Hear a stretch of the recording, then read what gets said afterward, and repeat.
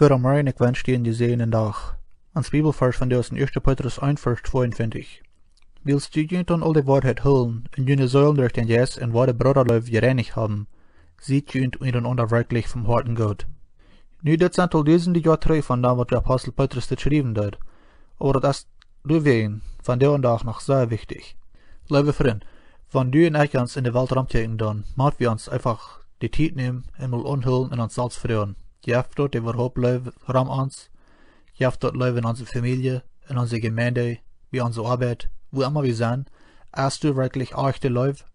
Kann ich, mein Bruder oder meine Schwester fremde Sachen sein? Ich sind die vom Hoaten goot? Wann das so wir, warum ist dann so viel Abrüh, Streit, Ignoranz und Aufnehmung unter uns? Lasst uns mal aufrichtig sein und ehrlich sein. Unser Leben füreinander ist einfach beschalt geworden. Kann wieder to sein, wo ein Bruder von den Herrn gesehen wird, und dass wir so dran denken dann, warum kann das nicht ich sein?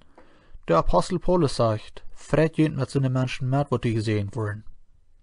Die Frau wieder, kann wir uns dort erlauben, wenn uns vielleicht eine Foto gebraucht wird von den Nächsten? Einmal will uns dort weiter. Doch, der Herr sagt, wir sollen uns erniedrigen lassen. Der Mann um Hoaten Gottes, wenn David wir, seht, lob mi, die in deiner sein, Herr. Wenn wir auch die Erstellung haben, dann haben wir nicht fertig sein, was der dann aber uns tun soll, sondern wir sollen uns von dem Herr gebrücken lassen. Der Herr Jesus, der wir so gut, kam ab Erden, nimmt Kneichsgestalt an, und weiß seine Leib, hat jäuft sein Leben für dir und für mich. Dort wir hier in Karten Deutsch kein für am tun, und tun dann, wo schwor oder leicht dort wat sein. Ferken, dann sagt wir Grenzen. Dort ich werde vergeben, ich sende die Gott, aber mal so weit. Und dort ist angeformte Leib. Wir sollen bedingungslose Leib haben, einer für den anderen. Langmütige Leib. Wirklich nicht abgeben, wenn sich dort uns auch zu Ferken so sperren wird oder nicht halten wird, wenn wir in anderen halten dann.